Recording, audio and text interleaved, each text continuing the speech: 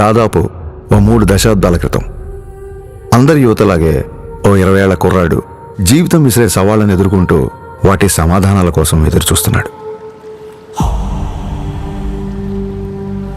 ఏం చెయ్యాలో తెలియని నిస్సహాయత, ఏమవ్వాలో తెలియని అసహనం.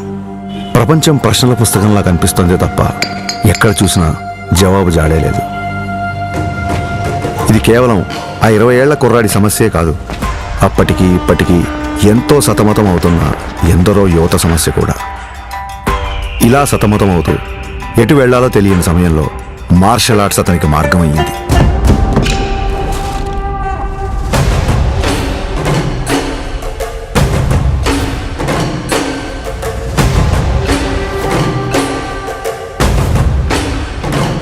మార్షల్ ఆర్ట్స్ అంటే చాలామంది అనుకున్నట్టు అవతల వాళ్ళని కొట్టడమో పడగొట్టడమో కాదు.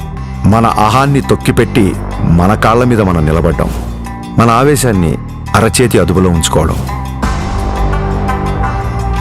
ఒంటరితనం, ఒత్తిడిని ఎదుర్కోవడం నేర్పిస్తే శిక్షణ, క్రమశిక్షణ నేర్పించింది కళ్యాణ్ కుమార్ను మన పవన్ కళ్యాణ్గా మార్చింది.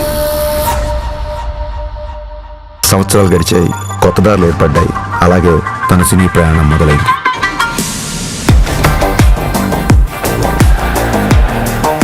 తను నేర్చుకున్న కళకు శిక్షణ తోడయ్యేసరికి అది తెర మీద నిజంలాగే కనిపించింది.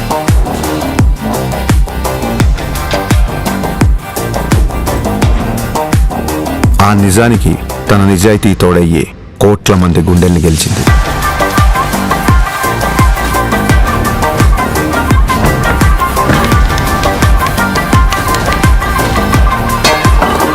ప్రయత్నంలో లోపం లేకపోవడంతో ఫలితానికి సంబంధం లేకుండా ఎంతో మంది అభిమానుల్ని ఆయన దగ్గరికి చేర్చింది.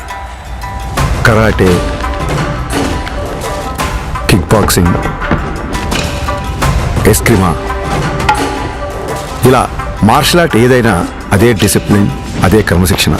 వాటిని కూడా తన సినిమాల ద్వారానే జనాలకు దగ్గర చేశాడు.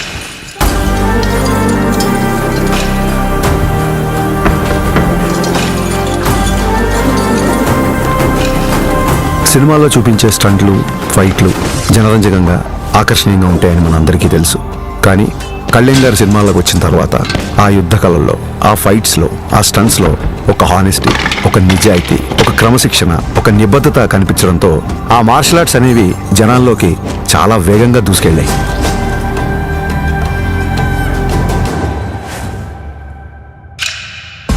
అసలు మార్షల్ ఆర్ట్స్ ఫిలాసఫీ చెప్పేది ఒకటే, కంటిన్యూస్ లెర్నింగ్, నిరంతరం నేర్చుకోవడం. అందుకే ఇప్పటికీ ఓ స్టూడెంట్లా మార్షల్ ఆర్ట్స్లో తన ప్రయాణాన్ని కంటిన్యూ చేస్తున్నారు. తన తపనకి, సాధనకి, మార్షల్ ఆర్ట్స్ని జనాల మధ్యలోకి తీసుకువెళ్లడంలో ఎన్నో ఏళ్లుగా తాను చేస్తున్న కృషికి గుర్తింపుగా డిసెంబర్ 30, 2025న ఆయన అపూర్వమైన గౌరవాన్ని అందుకున్నారు.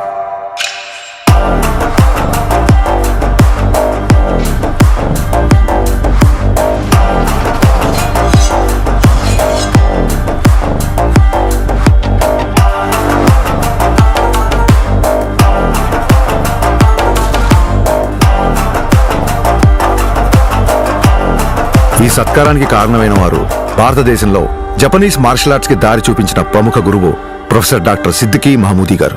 గోల్డెన్ డ్రాగన్ సంస్థ ద్వారా భారతదేశంలో జపాన్ బూడో పరంపర వ్యాప్తికి కృషి చేస్తూ కేవలం దేశంలోనే కాదు, ప్రపంచవ్యాప్తంగా గుర్తింపు పొందిన మార్షల్ ఆర్ట్స్ గురువు ఆయన.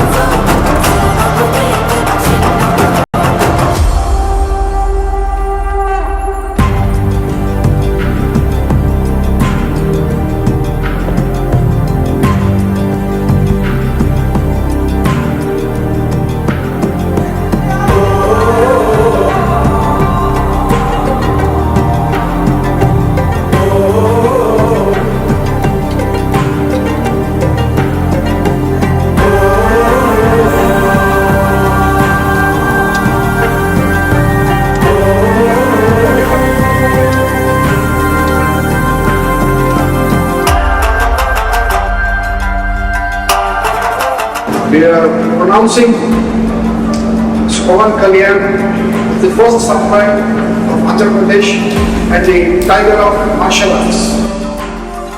గోల్డెన్ డ్రాగన్ సంస్థ నుంచి టైగర్ ఆఫ్ మార్షల్ ఆర్ట్స్ అనే బిరుదును అందిస్తూ ఆయన్ని ప్రకటించారు.